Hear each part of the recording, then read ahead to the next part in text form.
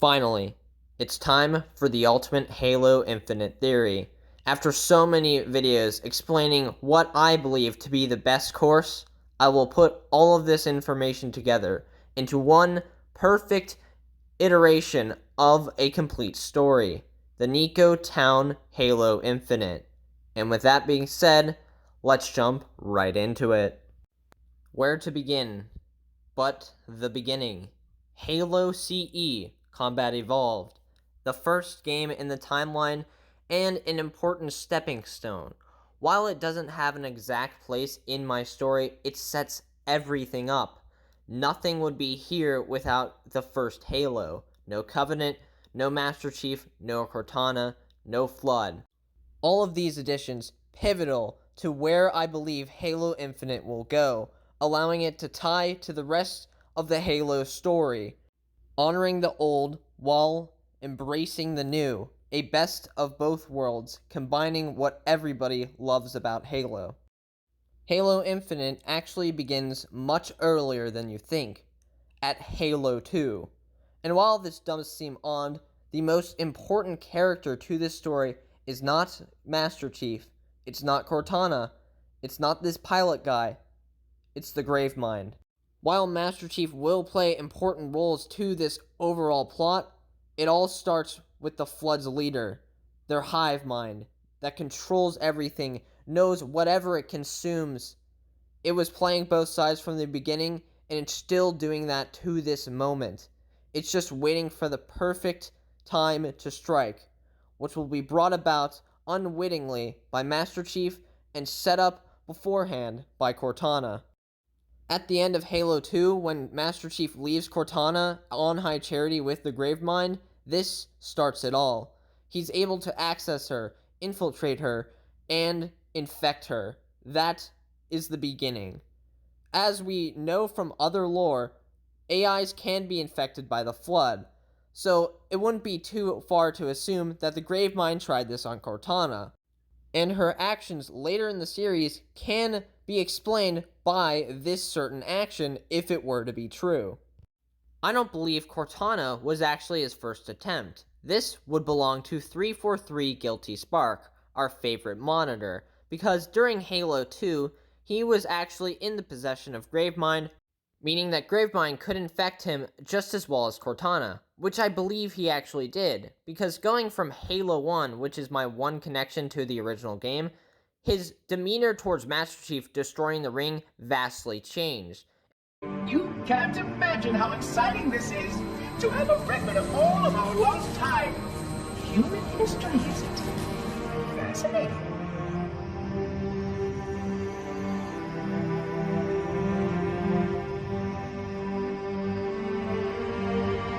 Oh, how I will enjoy every moment of its categorization. To think that you have destroyed this installation. Now compare that to his response to a similar situation in Halo 3. But a premature firing will destroy the Ark. Deal with it. Will destroy this installation.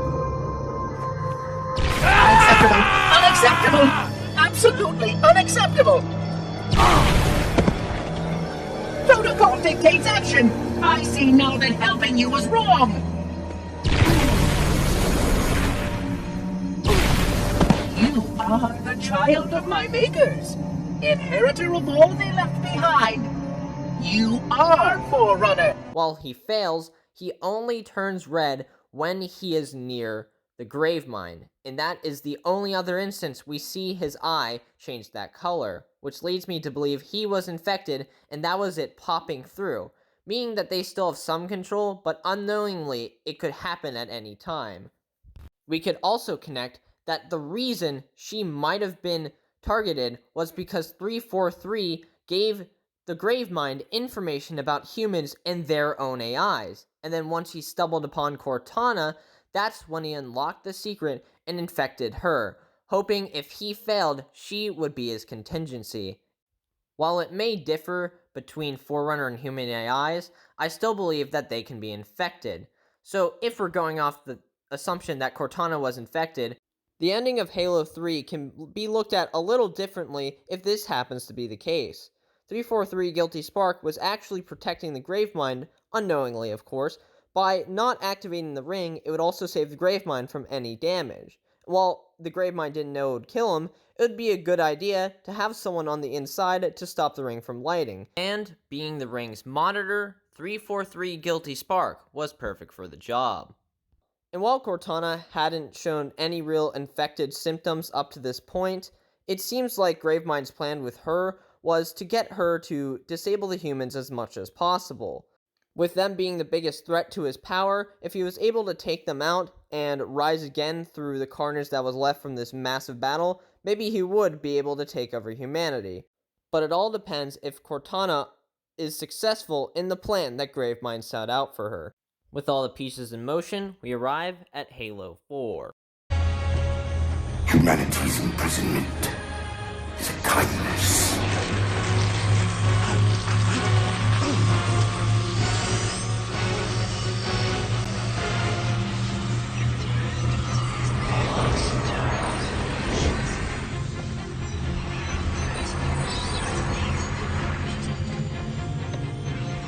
In that case, you won't mind if we return the favor.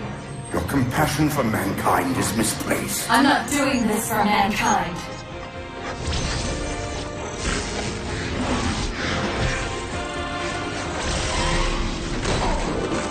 Most of Halo 4 doesn't really concern Gravemind's plan, except for the very end, where she puts her rampant parts into the domain to stop the Didact from killing the Master Chief and the rest of humanity.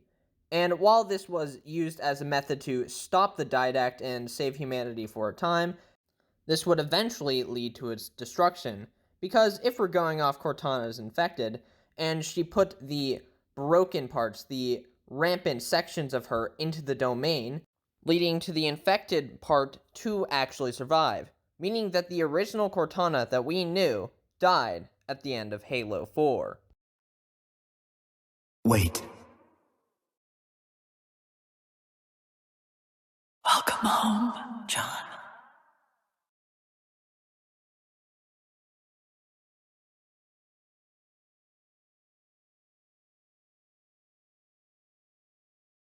With the infected Cortana in the domain, as well as the Gravemind and Flood being confirmed alive in Halo Wars 2 Awakening the Nightmare, we finally arrived at Halo 5. While many of the fanbase disliked this game, with our new lens of Cortana being infected and that surviving into the domain, we can now reevaluate Halo 5 and see why it played out the way it did. In the story of Halo 5, it seems weird how Cortana goes from herself in Halo 4 to someone who wants to bring peace across the galaxy, but in the total wrong way, by shutting everything else down and having more of a dictator-style rule. These actions would leave the people, aliens, and other species across Halo defenseless, as they had nothing to protect themselves, giving Gravemind the perfect opportunity to take over the galaxy.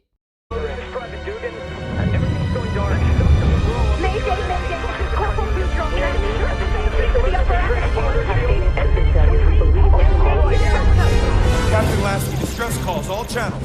It's Cortana? Her and the other AIs are shutting down everything from Earth to the outer colonies. Roland? Found you. Hide and seek's over, Infinity.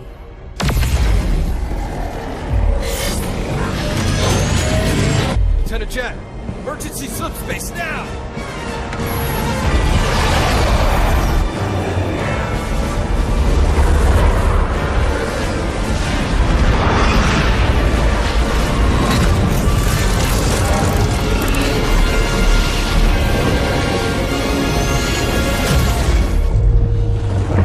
With Halo 5 wrapped up, we move on to the Banished, the final piece before going into Halo Infinite.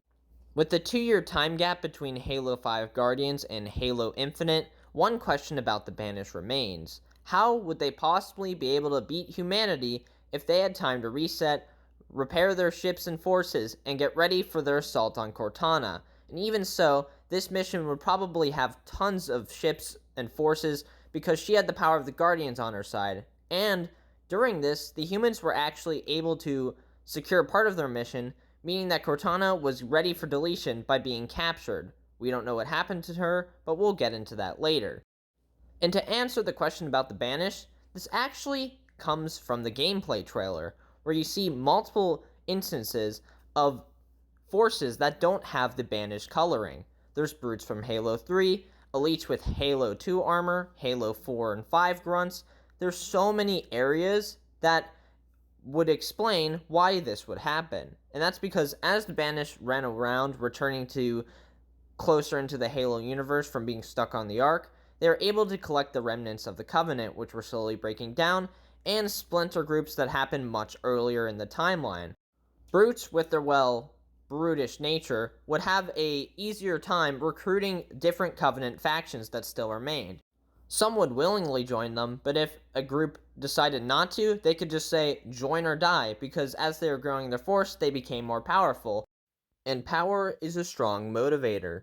With all the pieces explained, we finally arrive at Halo Infinite.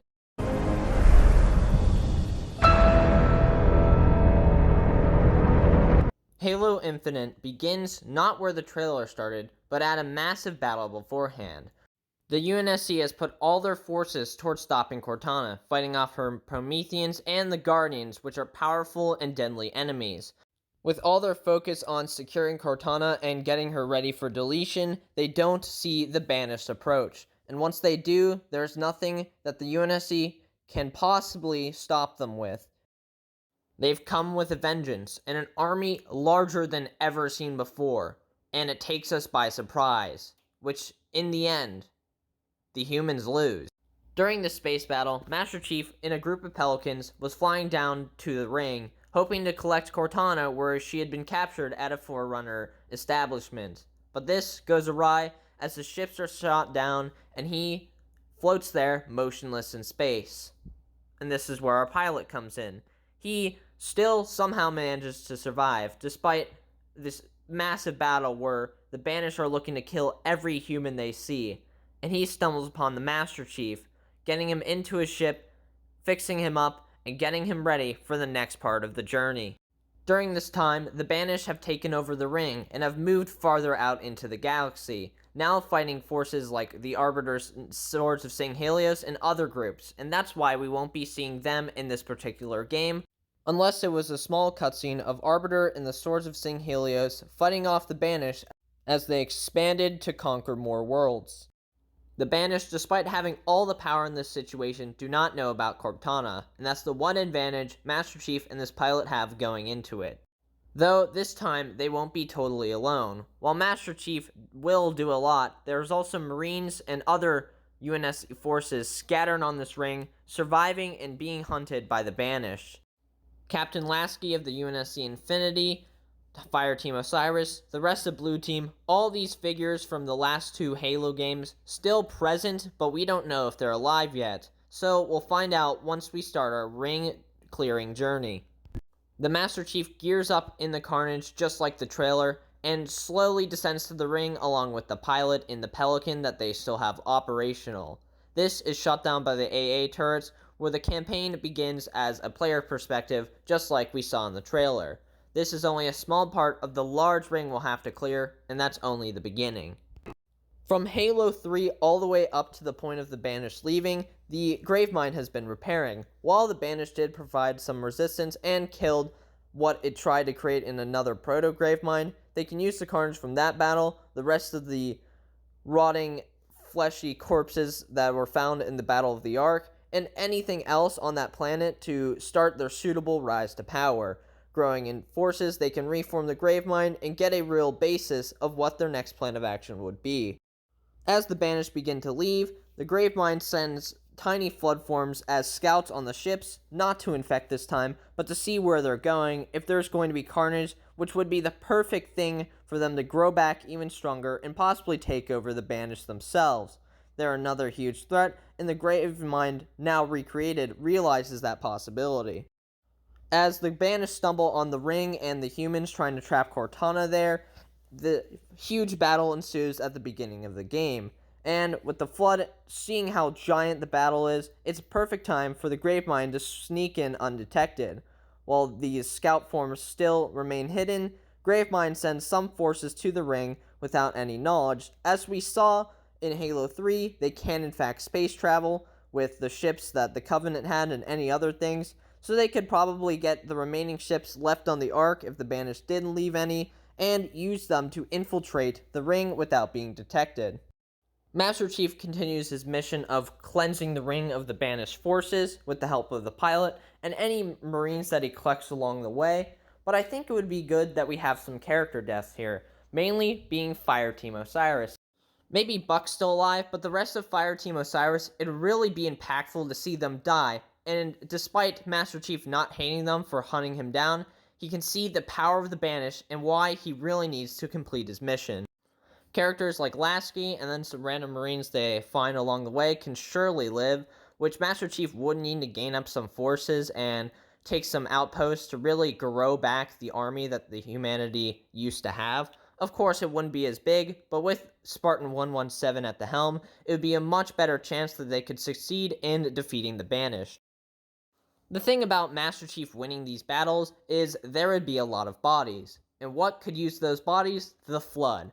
So once this goes awry, the Flood collect these bodies and start forming a second grave mine on this ring. And where do they center it? Cortana, because she's still infected and still under their control, so they know where she's located. They start building it around her. She is the basis of the second grave mine forming on this ring. And with the carnage that's Master Chief's creating, plus anything else with the battle, which they can collect to spread the infection further. And with Cortana in their command, the Flood also possess the one thing to stop them, which is of course the Prometheans. The perfect soldiers for defeating the Flood. The Didact was actually kinda right. He created the perfect vessel, a human with a soul but no body. They cannot be consumed, they can only be used as fighting machines until their mechanical vessels cannot fight any longer. This would as well continue the Promethean Forerunner ideals of the last two games and make sure the trilogy still involves them heavily, being a key to what Master Chief needs to get. But right now, he doesn't know that yet. With both factions battling it out on the ring, there is no one looking at the real threat that will overtake them both. Remaining UNSC forces and the Banished battled out for humanity's survival. All the Flood have to do is wait. They get destruction, bodies, more flesh to obtain and convert into their masses. They can even grow the other grave mine back on the Ark by transporting it with the vehicles left from these battles. They have everything they want, and neither side knows what's going to happen. Until finally, of course, they're figured out. But now, I actually haven't mentioned the new AI yet, which most of you might be surprised, but at this point, there is still a purpose in the overall story. It comes from a particular detail in the trailer, where she said her goal was to impersonate Cortana as she was being captured, and this impersonation technique will be huge in saving humanity. Once the new Cortana AI discovers where the rampant Cortana now resides, and that the Flood has taken over the area, their objective changes. Now, they have to defeat the Flood and the remaining Banished. As Master Chief goes and traverses through the infected areas, he fights the Flood, but they are also aided by the Prometheans still controlled by Cortana, and his goal is to shut them down and eliminate the Prometheans and the Flood all at the same time, now that they've teamed up since Cortana was infected. This revelation in hand, connecting Cortana to the Flood, meaning she was truly infected, Master Chief now knows what he has to do. Kill Cortana. After slaying waves of Prometheans and Flood, he arrives at Cortana, standing before her, new AI in the back of his head. She wants Chief to take her back, but he knows she's infected at this point. You can see it. Well, I can't give you an actual image, so you'll just have to imagine that part. But she is no longer the Cortana he knew. So, with an iconic line, I was thinking somewhere along the lines of, Cortana perished with the Didact, before destroying whatever structure housed the remaining chip containing the Cortana AI. Returning his focus to the Banished, he and the new AI have an idea. Since the old Cortana's job was to impersonate the real Cortana, what if they could use that to actually gain control of the Promethean army? giving them a counter to any more flood that they may have missed, or the flood back at the Ark because there's still a giant force there, as well as a new army to balance the stakes between them and the Banished. This is where her purpose leads, leading the Prometheans alongside the humans, a team-up similar to how the Elites teamed up with the humans in Halo 3, but that makes sense with what we already know about how everything works. The Prometheans may not even notice the change, since both AIs are very similar in how they were originally created and how they act, which could be huge. With this newfound army, Master Chief, the rest of the UNSC, and the new Cortana have everything they need to finally push human victory onto the Banished. Despite a hard-fought battle, there are still many Banished forces spread throughout the galaxy, which will be addressed in the next game. While one battle has ended, a new one has just begun. It is time for the humans to finally accept the mantle of responsibility, taken away from them shortly by the created, but it's now their time. With the galaxy at stake from the Banished and the Flood, humanity and the rest of the aliens that join them have to provide the line of defense to keep security in the galaxy. While it may not last forever, they can do what they can, led by Spartan 117. After collecting all remaining ships, they set their coordinates and go to the final location, the last shot of Halo Infinite. We arrived at the infected Ark, completely overrun by Gravemind and the rest of the Flood army. There's a lot more to come in Halo 7. Well guys, that's going to do it for the theory. This took so long to make. There was an error where I had transitions in to cut to black, but then something didn't work and it moved all the clips and pictures over, so I had to cut that out, but I don't usually put that in these videos, so I decided not to keep it anyway. I tried to get a good mixture of images, gameplay in the background from the trailers, and then actual clips and cutscenes from the game. I didn't use too many, but I think I had enough to get my points across. I had fun making this theory, and it's good to be finished. With that being said, leave your thoughts in the comments below. I've been trying to really improve my quality, so I hope that works out. Of course, subscribe if you're new. I'm trying to grow my channel. Like the video if you did enjoy. And that's all I have today. So, see you guys next time.